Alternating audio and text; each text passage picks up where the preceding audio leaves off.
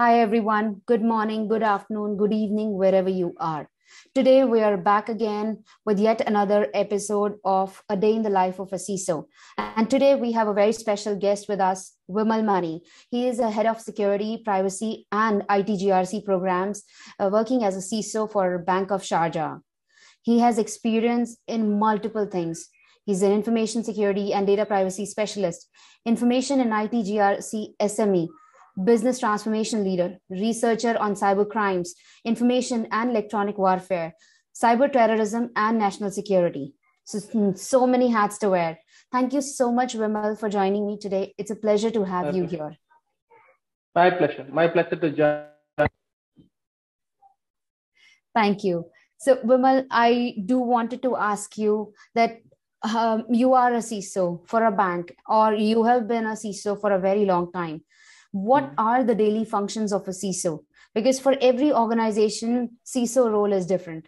And when you have worked in this multiple roles, multiple organizations, you've experienced it in a different way. So, how has your experience been as a CISO, and what are the few things that you can, if you can share a few things with us around that? Okay. See, to be honest, as per me, CISO role is a true cross-functional role.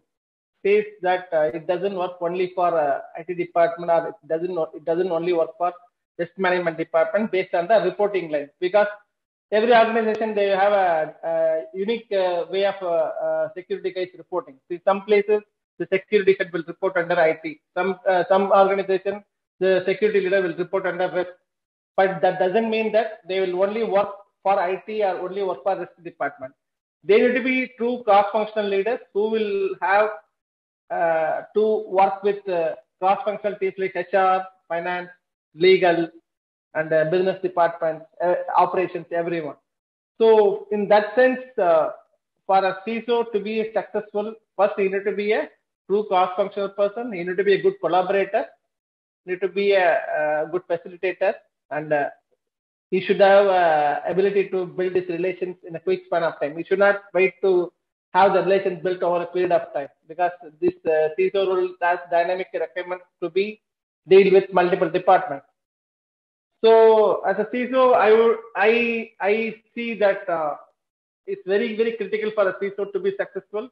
He has to build his linkages strongly with all the cross-functional department of where whatever organization he works. That should be the first priority of a CISO. See, we can take like this, like when a CISO joins the organization, always there should be like short-term to long-term plan. He has to lay it out like 30 days, 60 days, 90 days, like this. First 30 days, the CISO, when he joins any new organization, first of all, you need to understand the business processes, corporate governance structure, the operations, the different partners, regulators, the regulatory requirements that are imposed on the organization, all these things in detail, in addition to all the security, hardcore security policies, procedures, whatever laid out by the organization. So first of all, this is the first phase of activity a CISO should do when he comes on board. This should happen within the first 30 days of period when a CISO joins. Moving to the next 30 days, the CISO should spend time on understanding the current security architecture of the organization. Like again, every organization have a different style of implementing security architecture. We have the defense in depth architecture. We have multiple layer of security controls deployed, because since we are being a banking organization, security is looked with utmost care. So we follow the defense in depth architecture here. So the second 30 days, CISO should look into the plus, minus, weakness, all these things in the existing security architecture. What are the improvements required? And again, while doing all this, a CISO should make sure that he has complete alignment with the business objectives as well as the objectives of the cross-functional team. What I mean cross-functional team is in a year, what is the HR team want to do, what the legal team want to do, what the finance team want to do. So they will have different objectives. So the first priority for the CISO should be all his plans or strategy, whatever he comes up with, it needs to have a complete alignment with business as well the objective of cross-functional team. So this should happen in the second 30 days. Then now the CISO will have all its notes taken out of the first 60 days of analysis of all the business processes, corporate governance structure, regulator requirements, everything. Then the last 30 days, that means 60 to 90 days, the CISO should start working on putting up the 3 to 5 years long roadmap for security function, or you can say it's a strategy also, strategy come roadmap, in which they have to aim for low-hanging fruits or the quick wins. So the project, how they should focus is the low-hanging fruits or the quick wins should be given. Then from there, the projects of long duration need to be planned. And all these plans need to be supported with the adequately analyzed and built business cases. Because when I go and try to convince the board will ask, what is the rationale for I'm asking $1 million for security? So I need to have my business cases built properly for each and every major project I propose. Major project means it may be something like bringing in a SIM solution, not a very low profile solution, or it could be a database encryption solution which costs almost $500,000 for us. So while I am proposing all this, I need to have my business cases built very well, with which I need to go on present to the board. So this is how a CISO should start in any new organization if we want to start it as a successful journey. This is what I'm saying. Yeah, I think that's very, very relevant. Now, while you share all these inputs for a CISO, do you feel that these are the same things which should be applying for a new CISO who has never worked as a CISO but has gotten a role in an organization to work as a fresh CISO, or maybe within the organization he is leveled up or she is leveled up to be a CISO, or they have leveled up to be a CISO? So the same things applies to them as well, or anything different they should be doing? See, here we have to see like this. If a CISO is getting promoted from inside the organization, they may have already to a level insights of all the business processes and corporate governance structure, everything related to the organization. But maybe their exposure may be limited, not to the level of a CISO. So when you reach a position of CISO, which is a truly leadership position, so you're elevated. Let's consider if you're elevated from internal function itself. Maybe, yeah, you need to scale up your exposure level. So that is what you have to do if you are elevated from internally itself, because definitely you will have the first-hand understanding of the business processes, business operation, internal policies, procedures, everything. But again, let's consider if you are moving from head of IT infrastructure position to a CISO, you may not be having all your linkages properly built with your corporate support function, like with finance, HR, legal, or all other departments. You may not doing any activity with them. But when you are becoming a true cross-functional leader like a CISO, you need to understand their processes also, HR processes, finance processes, legal processes. For example, intellectual property related dispute comes, there is a part of security play around it. When you are elevated from a head of IT infrastructure to CISO, you have nothing to do with intellectual property management when you are handling IT infrastructure. But when you are elevated to a CISO level, you have something to do with intellectual property management, for which you need to deal with legal department. You may not be without knowing the legal department's functioning or processes, you can never build your linkages well with them. So, yes, regardless whether you are coming from outside or inside, you need to have the required knowledge to play as a successful CISO. Maybe as an internal guy, you will have some leverage, but still, you need to scale up yourself. Now, yeah, agreed that if it's from within, then you have much wider insights on the aspects than the person who's coming from outside. Correct. While we talk about their role, their strategies, I have seen that there is a lot of changes which are happening within the organizations. The CISOs are taking role of digital transformation leaders. CISOs are also handling places wherein they have to take care of the DevSecOps processes. They have to decide that, yes, the organization has to go through the DevSecOps journey as well. Then there is SOC, which comes into picture, Security Operations Center, which comes into picture. Then talk about those cyber threat intelligence comes into picture. And there are so many things. So they have to know everything. What is your perspective about learning all of those things at once, or knowing all of these things at once and taking care of these things? Like, what are the few things that they should pick up and make sure that they are aligned well, or they should go like with a wider view? See, again, you quoted a couple of areas like DevSecOps, SOC, threat intelligence. All these are very much aligned with direct security position only. IT transformation, okay. Let's assume like, take my profile. Basically, I'm a hardcore IT governance, risk and compliance professional. From a profile of IT GRC subject matter expert, I reached the position of CISO.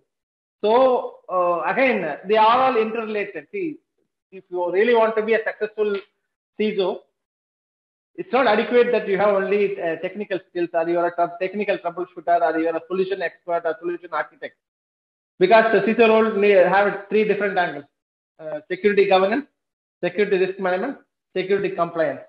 Governance, you need to know about how to put up security strategy, policies, procedures, and everything. Risk, you need to know the information security risk management, like how the assessment to be done, how to arrive with different type of risk mitigation plans, X, Y, Z, all those things. Compliance is you need to work closely with the global regulators on the newly emerging regulations, because on a periodic basis, every regulator, for example, for us here, Central Bank of UAE is a new regulator. They are being very active in coming up with the new regulations very frequently. Almost every 2 to 3 months, we get some circular which carries some new regulations. So compliance management is another third perspective of a security leader, because in the UAE, we have a framework called NESA, National Electronic Security Authority. They have given a framework called IAS, Information Assurance Standard. Every banking organization operating out of the UAE region, they have to comply with the controls recommended by NESA IAS framework. So this needs a lot of compliance management perspective also. So if you really want to move to a CISO role from other role, related role like IT infra, it's a welcome move. But you need to make sure that you need to have your hands dirt on strategy planning, regulatory compliance management, risk management basically. And risk management is a big domain. You need to have at least some level of understanding of the different jargons in risk management. Like you should not get blinked when someone say residual risk, incident risk, all those things, risk radar and all. So yes, few things are directly aligned, like DevSecOps or SOC or threat intelligence. Everything is directly related to IT infrastructure security. They can still directly handle it. But other things, the governance, risk and compliance elements, really anyone moving from internal role, not directly related to this role, they have to pick it up. Or else it would be really not feasible for them to sustain as a successful security leader, because this role needs these three different elements as a very critical element. Actually.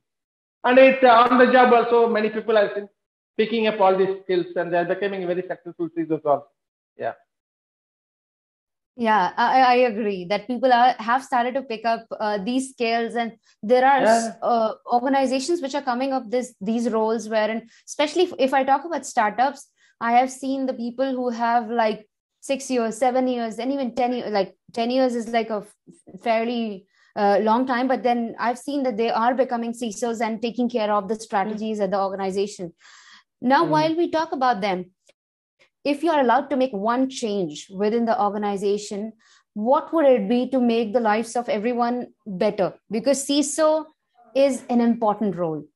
We have started to understand, we have started to get a seat on the table. They have to take care of the whole security picture. Because if something wrong happens, it's the CISO who's called first, who's informed. See, they will get the first boot. They will get the first boot.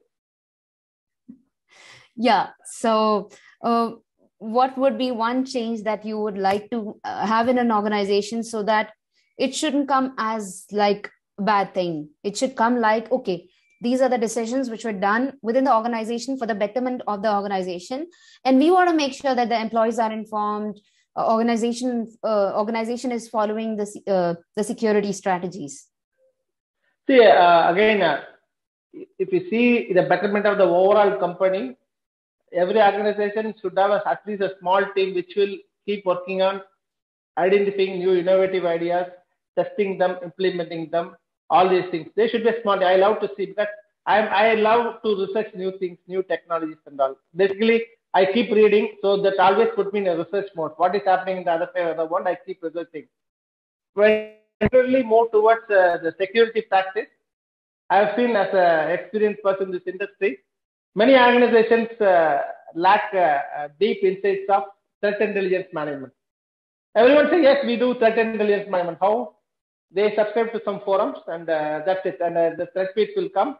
They will just forward it to the IT security team, and they will try to understand it. Again, this will only form the technical aspect of the solution. See, as a practice, what we do here is, every day, my day starts in early morning, 4 o'clock itself, by checking all emails. What I do is, I have subscribed to tons of security forums, as well the exclusive threat intel forums such as FSISAC, which provides threat intel very specific to banking and financial sectors. I read the first job of my day, every day when I wake up after finishing all the morning activity, first thing is I start reading all the threat intelligence mail threats. I take the ones which are very relevant to banking sector. I try to see what kind of threat it is, and how they exploit it, what kind of CTPs, tools, techniques, practices used by these adversaries, and what kind of controls got exploited. If there is an insight available, I try to do that. So like this, I take my notes in the early morning itself, and I always do a mental math. Okay, if this happens in my bank, do we have adequate controls and all? So this threat intelligence lacks importance in many of the organizations. There should be somebody dedicated full time to do a continuous research on new threats, new malwares, and even identifying malware samples. That person should be able to do malware reverse engineering to understand how the malware is developed. Code level reverse engineering should happen. All these activities, malware analysis, malware reverse engineering. I love to see a small team being set up which will look into the threats in a research mode. They have to do a continuous research of threats emerging globally in, day out, the solution required, and they should be able to do malware reverse engineering analysis to see the pattern of how the malware is being developed. So this is what a change I want to see in security organization. Yeah, absolutely. Now, while we are talking about that, how do you sell security to the board? Because that's one aspect which is the most important aspect. Now, after these years, at least the last few years have given us a seat on the table with the board. But still, there is so much more which is needed from the CISO perspective. So how do you make strategies around selling security to the board and making sure that they gave their buy-in for security tooling for people and whatnot within the organization? If you can share some advices around that. See, again, for me, it becomes more easy because I used to be a consultant before. I used to work as a consultant with the global companies such as Deloitte, Protiviti for almost, I think, 10 long years. So I always used to sell my ideas. I'm an expert in selling ideas. But of course, when it becomes a corporate role, a full-time role like CISO, some of my selling experience from the consulting industry, it really helps. But again, you have to do a lot of homework actually. And primarily, we do our regular annual risk assessment and all the risk identified. We always quantify the risk from the business interest. We always say like how this will impact the ongoing business operations, how it can negatively impact the profit and loss numbers of the bank. So we go to that level of quantification, and also in the ongoing security awareness program, we keep involving all our executive management as well. All our project related reports are being submitted to our board in a periodic basis. It gets reviewed, and we have different corporate governance committees set up, such as security committee, IT steering committee, and all, who work with the board, who report to the board, discuss in many occasions. They discuss about the security initiatives or security risks to which the bank is exposed. So we have to first make our board members and executive management team to be aware of the potential threat to which our organization is exposed to. And on top of it, always the central regulator comes as a handy help. They come with new regulations. We don't need to go and sell anything. They help us to sell our ideas. They come with a new regulation. You need to implement a DLP solution. You need to get a PCI DSS certification by XYZ. Finished. When I go and talk to the board, myself as a CISO, I may not get a buy-in. But at the same time, when I go with the central bank mandate, definitely the buy-in is always there. So, but this is again one of the tools I'm using. Central regulator requirements is only one tool. I go with my risk assessment report, which is quantified well with business interested numbers. Then I always make my management and board aware of the critical threats to which the bank is exposed, due to which the short-term and long-term risk we will face. Then third one is I always go with central bank circulars, recommendations about new things to be taken in the new year. So every year, towards the end of the year, we always go with our proposed list of projects where we always say this is with reference to central bank circular XYZ. Straight away you get your buy-in. So there are different perspectives. This is three major weapons I use to go and take my buy-in from board. Very, very interesting. I think that's a very good strategy to make sure that you have committees and you go with the right set of statistics with the board so that they don't have to do anything. You have straight buy-in from them. Yeah, yep. It's totally amazing. Thank you so much, Vimal, for sharing the wonderful insights. Okay. It was wonderful to have you as part of a day in the life of a CISO. Thank you. Thank you. Thank you. Thank you very much. Thank you. Thank you.